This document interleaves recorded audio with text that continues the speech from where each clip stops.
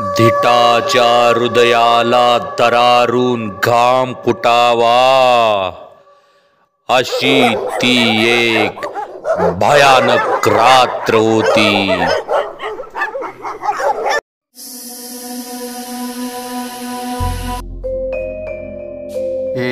हे कोण आहेस तू? दूर हो, सोड मला पप्पा, मला वाचवा, कोणतरी वाचवा मला। अरे परशा, तू तरी वाचव मला, इथून बाहेर काढ।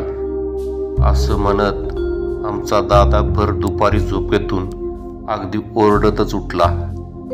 खरं तर आता या सगळ्याची आम्हाला सवय झाली होती। हा प्रकार गेले 1 महिना चालू होता आणि त्यामागचं कारण सुद्धा तसंच होतं। ते पडकं घर, गावाच्या अगदी बाहेर असणारा 2 मजली मातीचं घर, आजूबाजूला गर्द झाडी, घराच्या समोर मोठं पटांगण आणि घराच्या मागं असणारी ती पडकी विहीर, जी आता पूर्णपणे मोडकळीस आली होती। घराच्या खिडक्या, दारे, छप्पर यांना वाळवी लागून बराचसा भाग मोडून पडला होता।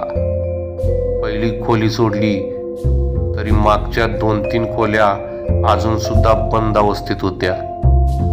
दिवसा शांत वाटणारं ते घर रात्री मात्र सरगद्या भयान वाड्यासारखं दिसायचं। उन्हाळ्याचे दिवस होते। दिवसाचं ऊन अक्षरशः शरीराचं पाणी करून सोडायचं। अशात दिवसा क्रिकेट खेळण्यासाठी आम्ही ती जागा शोधून काढली होती।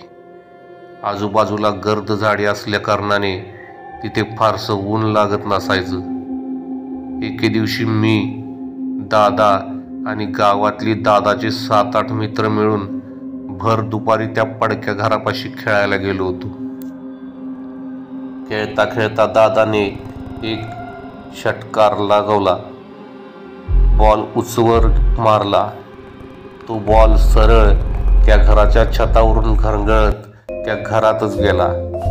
आम्ही सगळे आवासून त्या बॉलकडे बघत होतो। शिर्या, दादा म्हणाला, आता तो बॉल आणायला कोण बरं आज जाईल? बराच वेळ दादा बाहेर येत नाही पाहून मला थोडी भीती वाटू लागली। मी आता सगळ्यांनाच घेऊन त्या घरामध्ये प्रवेश केला। दादा तिथे कुठेच दिसत नव्हता। हे पाहून आम्ही मोबाईल टॉर्चच्या साहाय्याने वाट काढत त्या खोलीत गेलो। सगळीकडे नुसती माती, कचरा आणि पोष्ट्यांची जाळी होती। जसा मी सावरत दुसऱ्या खोली पाशी गेलो आणि दरवाजा उघडून आत पाहिलं तर समोरील दृश्य पाहून माझी तर दातखिळीच बसली। डोळे विस्फारून आम्ही समोरचं दृश्य पाहत होतो। दादा 2 फूट हवेत तरंगत होता। तिथे एक लाकडी पेटी होती, खूप मोठी। त्या पेटीजवळ कोणतरी उभं होतं। जसा मी टॉर्चच्या दिशेने भिरकवला तसा पेटीचा दरवाजा खाडकन खाली आपटला, धाड, आणि त्याचबरोबर दादा सुद्धा जमिनीवर पडला। कसंबसं आम्ही दादाला घेऊन त्या घरातून बाहेर पडलो। बाहेर जात असताना मला असं जाणवलं की माझ्या शर्टच्या कॉलरला पकडून कुणीतरी मागं ओढतंय। मी हिसका मारून कशीबशी माझी सुटका करून घेतली। त्यात माझा शर्ट टरकन फाटला। धडपडता मी कसं तरी दादाला घराकडे घेऊन आलो। दादा तर अजून बेशुद्ध अवस्थेतच होता। त्याला घेऊन आम्ही घरी आलो। आईनं पटकन बाबांना फोन केला आणि ते डॉक्टरांसोबत घरी आले। आम्ही घाबरतच सर्व झालेला प्रकार घरी सांगितला।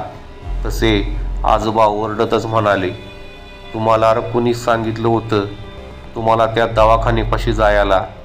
काय दवाखाना? खरं तर हे नाव ऐकून आम्ही गोंधळून आजोबाकडे बघलो। अरे तो दवाखाना शापित आहे, शापित, असं बोलून आजोबा सांगू लागले। जवळपास 30-40 वर्षापूर्वी आपलं गाव खूप लहान होतं। आता ह्या तसलं आमच्या वेळेस काय नव्हतं बघा। दवाखाना, दुकान काय नव्हतं। तुमच्यासारख्या गाड्या बिड्या काय काय नव्हतं. बारीक सारीक कामासाठी लोकांनी शहराच्या ठिकाणी जावं लागायचं. बऱ्याच दिवसानं गावात एक वैद्य आलं. त्यांचा हातगुण चांगला होता. छोट्या मोठ्या आजारासाठी गावातली सगळी लोक त्यांच्याकडं जाऊ लागली. त्यांचं घर हे गावाच्या बाहेर होतं.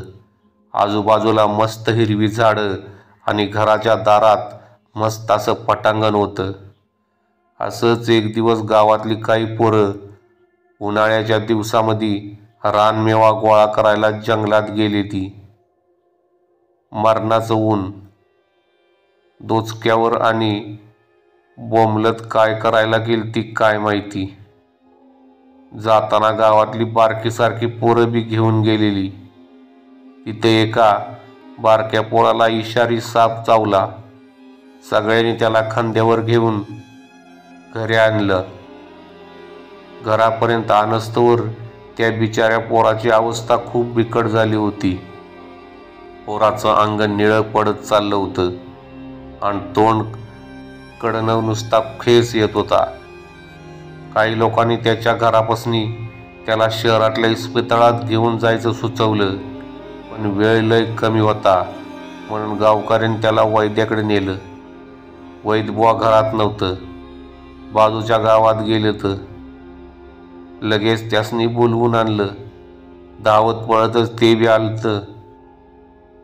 जवळपास 2-3 तास त्याच्यावर उपचार चालू होता.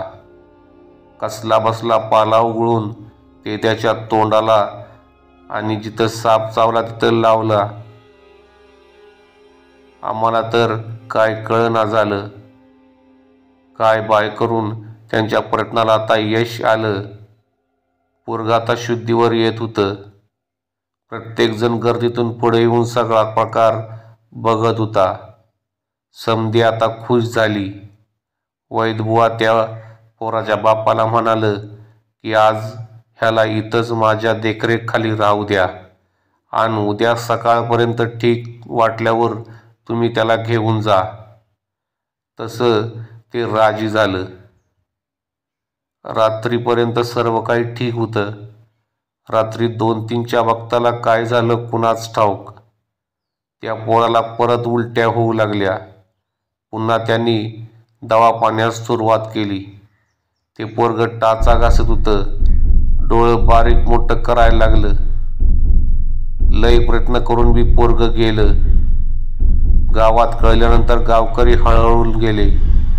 बायका पदराच्या आडून गुमसू लागल्या. अख्खं गाव हळहळ व्यक्त करू लागलं. हळूहळू सगळ्यांच्यातच चर्चा चालू झाली. ते फार चिडले.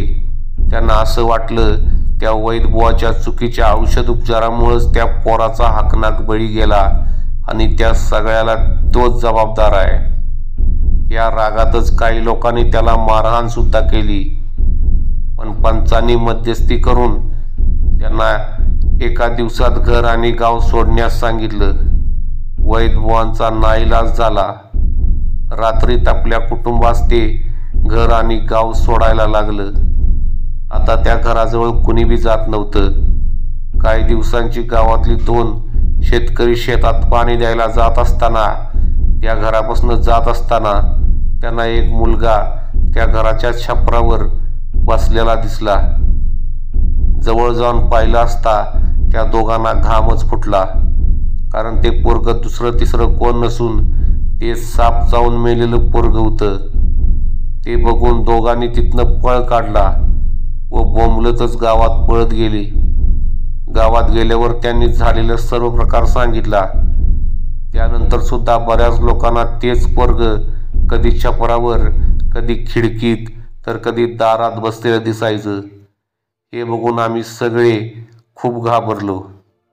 आजोबांनी एक गोष्ट अजून सांगून आम्हाला हैराण करून सोडून दिलं. तोपर्यंत औंढा घेऊन ते पुन्हा सांगू लागले. मी बी एकदा दुपारच्या वक्ताला तिथं गेलो असताना त्या घरापासून कुबटसा घाण वास येत होता. नाक धरतच मी तिथनं लांब गेलो, पण 4-5 दिवसानंतर सुद्धा तो वास तिथून येत होता. आम्हासनी पहिल्यांदा वाटलं की कुठंतरी कुत्रं मरून पडलं असेल, पण तो वास काय तर भलताच होता. कुणीतरी पोलिसांना सांगितलं. तशी पोलीस गाडी पहिल्यांदाच गावात आली. 4-5 पोलीस त्या घरात नाक धरतच आत गेली आणि इकडं तिकडं शोधत असताना त्यांना एका लाकडाच्या पेटीत एक माणूस मेलेला सापडला. त्याचं अंग सगळं कुजून गेलं होतं आणि घाण वास सगळीकडे पसरला होता. कुठला तरी भुरटा चोर होता बहुतेक. चोरी करायला गेला आणि जीवाला मुकला. खरं तर लाकडी पेटी हे नाव जेव्हा आजोबाच्या तोंडातून आम्ही ऐकलं तेव्हा आमचे हातपाय थरथरू लागलं होतं. कारण आम्ही तीच लाकडी पेटी आम्हाला दिसली होती, जिचा दरवाजा आम्ही तिथं गेल्यावर खाली आपटला होता. बराच वेळ दादा शुद्धीवर आला नव्हता. आम्हाला खूप काळजी लागून राहिली होती. डॉक्टर सांगून गेलं की आता सर्व काही ठीक आहे आणि लवकरच याला जाग येईल असं म्हणून ते गेले. आम्ही सगळे दादाच्या बेडजवळ बसलो होतो. जेव्हा तो शुद्धीवर आला तेव्हा तो फार घाबरला होता. डोळे बंद असतानाच तो ओरडत होता, वाचवा वाचवा, परश्या कुठं आहेस? तसं मी माझा हात त्याच्या हातात दिला तसा तो थोडा शांत झाला. त्यानं डोळं उघडलं. डोळे उघडल्या उघडल्या आईला मिठी मारली आणि तो रडू लागला. थोडं शांत झाल्यावर आम्ही त्याला विचारलं की तू तिथं काय बघितलंस? तेव्हा तो सांगू लागला, मी आत गेल्यावर मला तिथं काही दिसत नव्हतं. सगळीकडे अंधार होता. टॉर्च लावत मी कसाबसा पहिल्या खोलीत गेलो, पण तिथं पाहिल्यानंतर त्याला बॉल कुठं दृष्टीस पडला नाही. मी थोडा आत गेल्यावर तिथं अजून एक खोली होती. मी त्या खोलीचा दरवाजा उघडून दुसऱ्या खोलीत गेलो. सगळीकडे अंधार पसरला होता. घरातली सगळं साहित्य अस्ताव्यस्त पडलं होतं. घरभर कोष्ट्यांच्या जाळ्यांनी आपलं घर केलं होतं. मी टॉर्चच्या साह्यानं बॉल कुठं दिसतोय का ते बघत होतो. त्या घरात एक लाकडी पलंग आणि एक मोठी लाकडी पेटी फक्त चांगल्या अवस्थेत दिसत होती. मी आता पलंगाखाली टॉर्च मारून तो बॉल कुठं दिसतोय का ते बघत होतो. पलंगाखाली दूर एका कोपऱ्यात मला तो बॉल दिसला. तसा मी त्या बॉलपर्यंत हात घालायचा प्रयत्न केला, पण काही केल्या माझा हात तिथपर्यंत पोचत नव्हता. मी आजूबाजूला काय भेटतंय का ते बघत होतो. तिथं जवळच पडलेल्या एका काठीच्या साह्यानं मी तो बॉल काढायला सुरुवात केली. अचानक मला जाणवलं की माझी काठी कुणीतरी पकडली आहे. मी घाबरतच त्या बाजूला टॉर्च मारला. त्यावेळी मला भीतीचा एक झटकाच बसला.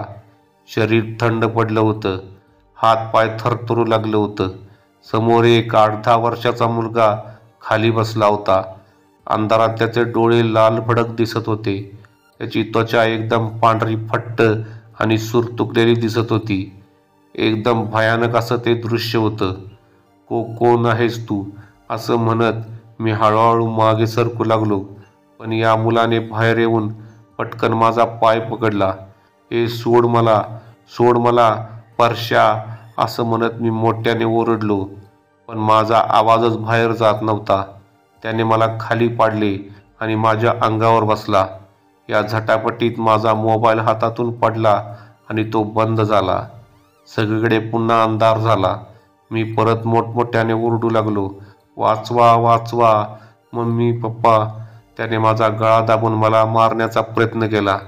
मी सगळी शक्ती पणाला लावून उठलो आणि जोरात माझा पाय झटकला आणि बाहेर पडू लागलो.